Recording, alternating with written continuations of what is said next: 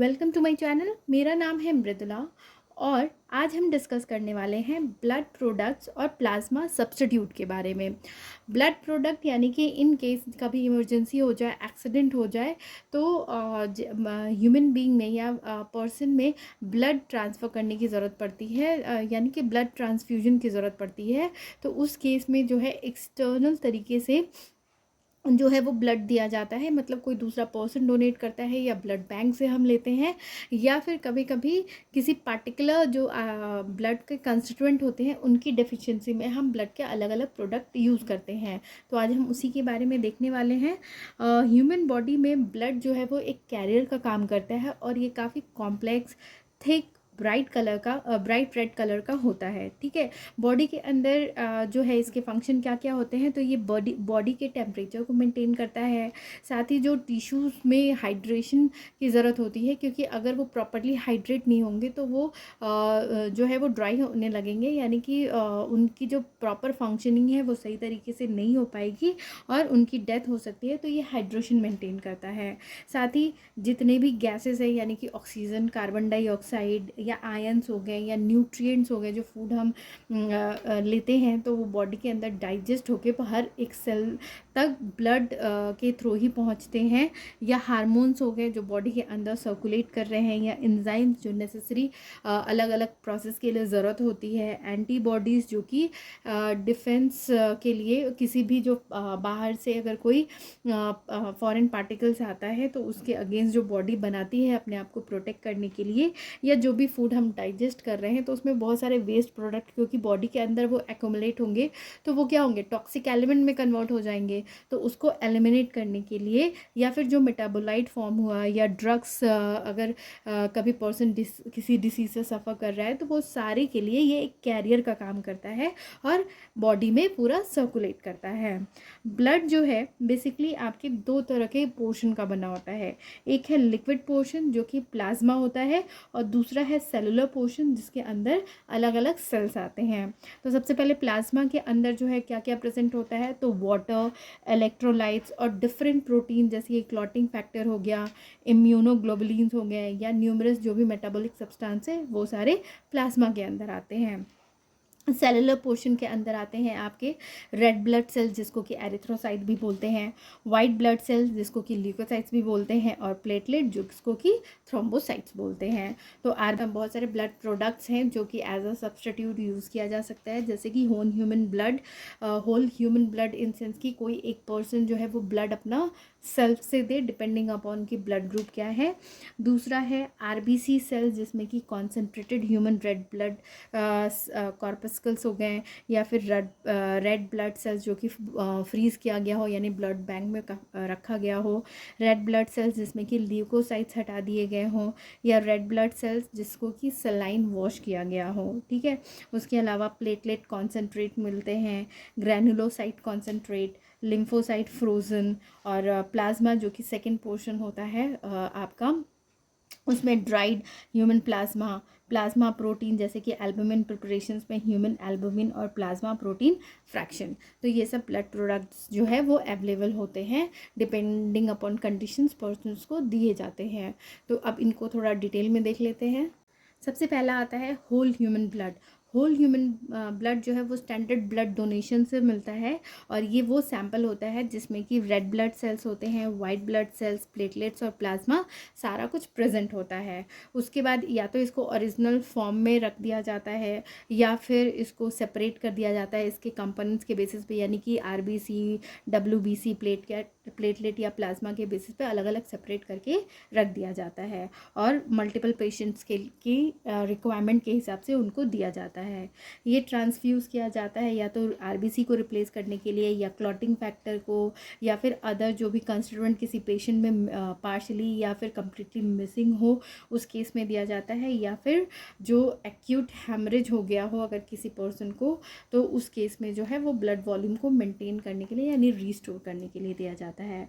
उसके अलावा ये बहुत सारे रिसर्च एप्लीकेशन, जैसे कि ड्रग टारगेट डिस्कवरी, या फिर इम्यून रिस्पॉन्स की एनालिसिस करना हो, या फिर बायोमार्कर्स को आइडेंटिफाई करना हो या वैलिडेट करना हो, उस केस में भी इसका यूज़ किया जाता है। सेकंड जो है वो है रेड ब्लड सेल्स। तो इसके प्रोडक्ट में सबसे पहला आता है कॉन्सेंट्रेटेड ह्यूमन रेड ब्लड कॉर्पस्कल्स। तो ये बेसिकली वो ब्लड जो कि फार्माकोपियल स्टैंडर्ड रिक्वायरमेंट को मीट करता है, यानी कि फार्माकोपिया के अकॉर्डिंग जो ब्लड के कंस्टिट्यूएंट होने चाहिए वो प्रॉपर उस ब्लड में प्रेजेंट हो, as compare to whole human blood, जितना कि होल ह्यूमन ब्लड में प्रेजेंट होता है उस ब्लड को हम कंसिडर रख करते हैं। और ये 14 डेज से ज़्यादा पुराना नहीं होना चाहिए। इसमें से most of the plasma remove कर दिया जाता है। तो रिमूव करने के लिए सेंट्रीफ्यूगेशन या फिर अनडिस्टर्ब सेडिमेंटेशन जो है वो यूज़ किया जाता है, ताकि प्लाज्मा सेपरेट किया जा सके और एंटीकोगुलेंट सॉल्यूशंस जो है वो उसमें ऐड किया जा सके। तो जो क्वांटिटी होती है फ्लूइड की जो रिमूव की जाती है वो टोटल वॉल्यूम के 40% ही होना चाहिए, यानी कि 60% जो है वो आपका ब्लड होना चाहिए। ठीक है, इसमें कुछ अमाउंट ऑफ प्लाज्मा को छोड़ दिया जाता है जिससे कि उसको प्रिजर्व किया जा सके या फिर उसकी विस्कोसिटी को मेंटेन किया जा सके जब उसको एडमिनिस्टर किया जा रहा है। इसमें जो हीमोग्लोबिन कंटेंट होते हैं वो 15.5% वेट बाय वॉल्यूम से कम नहीं होना चाहिए। ये बेसिकली अनीमिया के ट्रीटमेंट के लिए यूज़ किया जाता है या फिर ब्लड रेप्लेंसर के फॉर्म में यूज़ किया जाता है उस कंडीशन में जहाँ पे जो एरिथ्रोसाइट जो है वो मेन डेफिशिएंसी हो उस पर्सन में, तो उस केस में concentrated human red blood corpuscles use किया जाता है। सेकेंड जो प्रोडक्ट है वो है रेड ब्लड सेल्स फ्रोजन, या फिर इसको क्रायो प्रिजर्व्ड आरबीसी कंसंट्रेट भी कह सकते हैं। ये ह्यूमन रेड ब्लड सेल्स होता है जो कि ग्लिसरॉल सॉल्यूशन में सस्पेंडेड होता है और फिर उसको फ्रीज़ किया जाता है -80 डिग्री सेल्सियस से लेके -120 डिग्री सेल्सियस टेम्परेचर पे। ठीक है, ये इसकी वैलिडिटी जो है वो 3 साल की होती है और यूज़ से पहले जो सस्पेंशन है उसको पहले थॉ किया जाता है और फिर उसमें से ग्लिसरॉल मीडियम को रिप्लेस करके उसकी जगह फिजियोलॉजिक सॉल्यूशन ऐड कर दिया जाता है।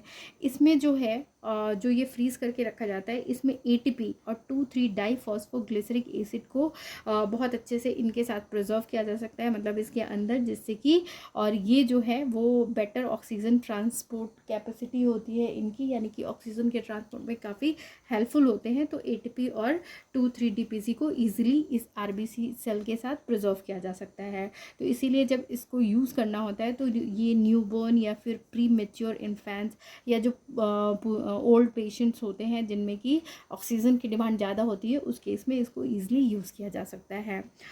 नेक्स्ट जो प्रोडक्ट है वो है आरबीसी ब्लड सेल ल्यूकोसाइट, जिसके अंदर प्रेजेंट नहीं होता है। तो ये जो है वो सिंगल डोनर से कलेक्ट किया जाता है इस रेड सेल को और उसमें कम से कम 25% ओरिजिनल ल्यूकोसाइट्स प्रेजेंट होना चाहिए। ये मोस्टली जो है वो सिंगल ट्रांसफ्यूजन के लिए यूज़ होता है उन ल्यूकेमिक इंडिविजुअल्स के लिए जिनकी कंडीशन जो है उसमें जो ल्यूकोसाइट्स के मूवमेंट की होती है वो मतलब डिफेक्टेड हो जाती है, तो उस केस में इसको यूज़ करते हैं। नेक्स्ट जो है वो है product red blood cell saline वॉस्ट।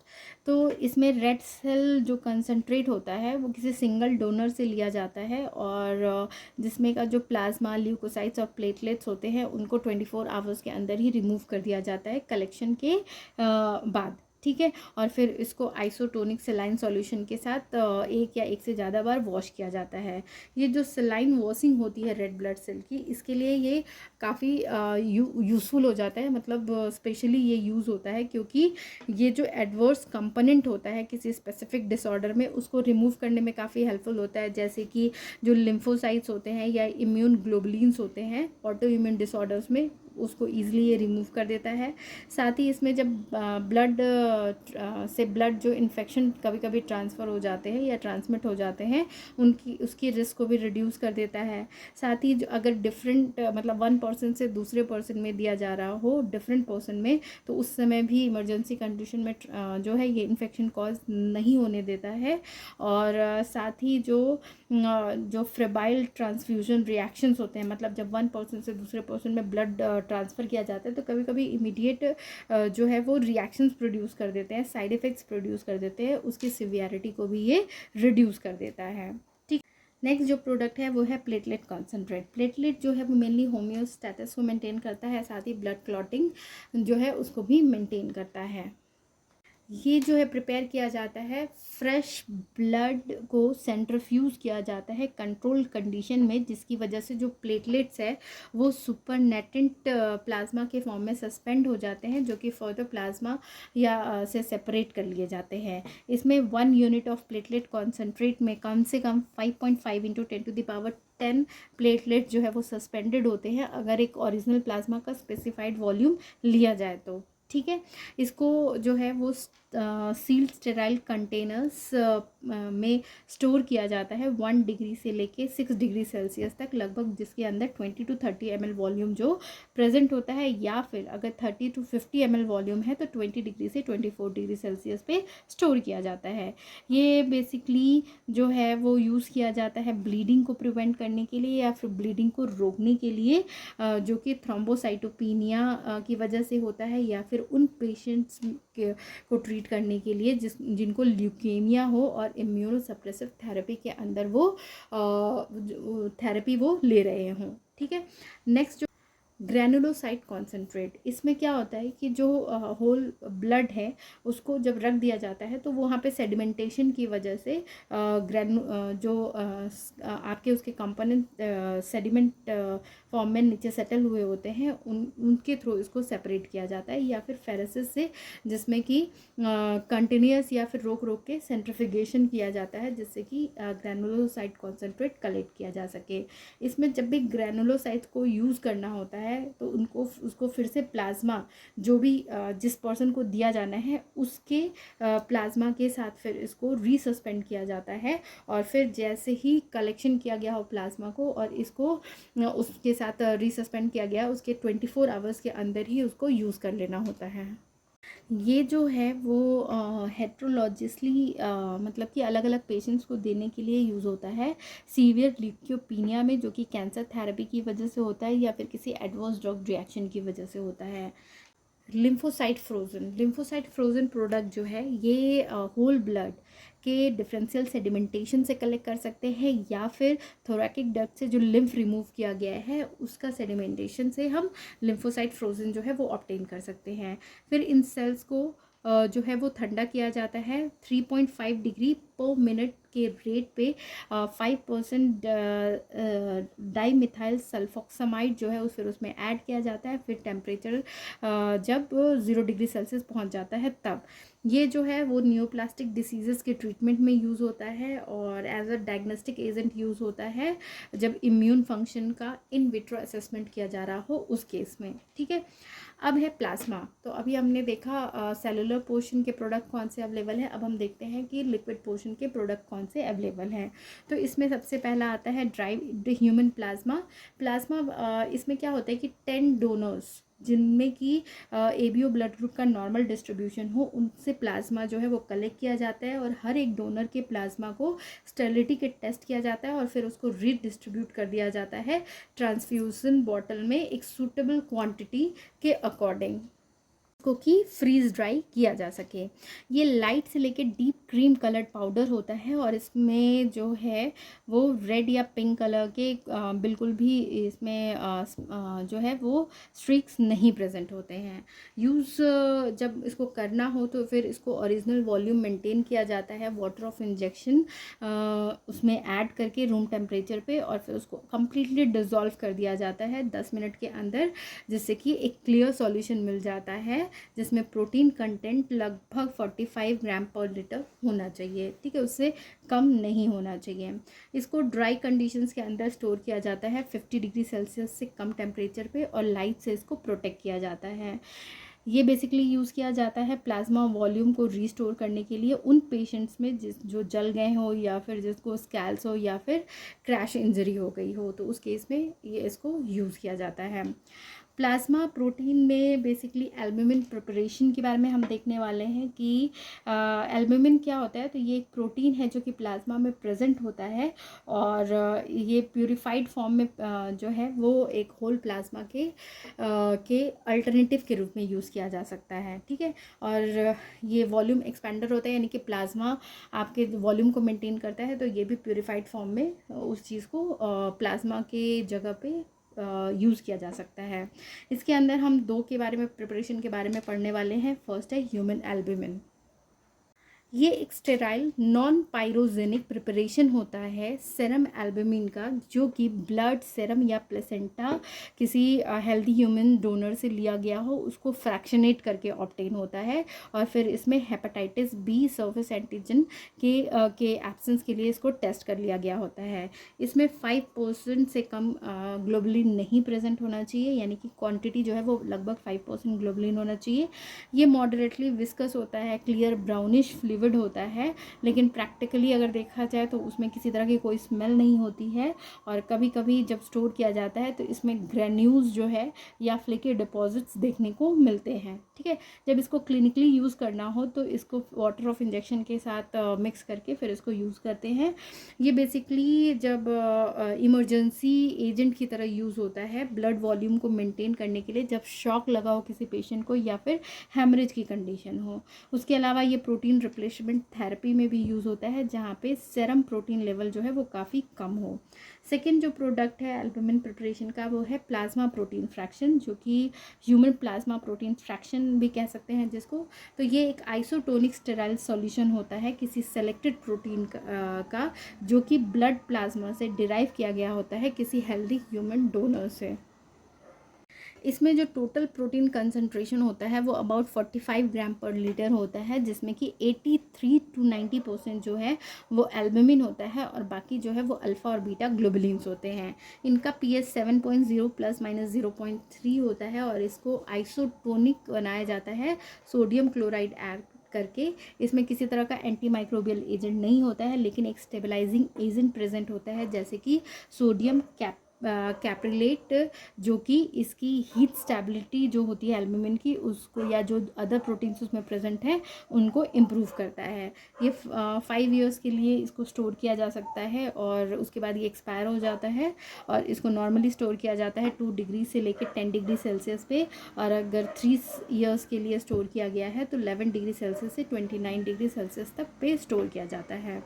ये जो है वो प्लाज्मा के सब्स्टिट्यूट के रूप में यूज़ होता है नॉन हेमोरेजिक शॉक के कंडीशन में और प्रोटीन के सोर्स के फॉर्म में, जब इंट्रावेनस न्यूट्रिशन की बात हो उस केस में।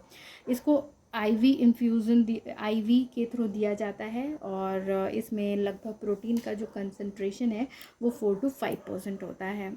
तो ये तो हो गया आपका प्लाज्मा।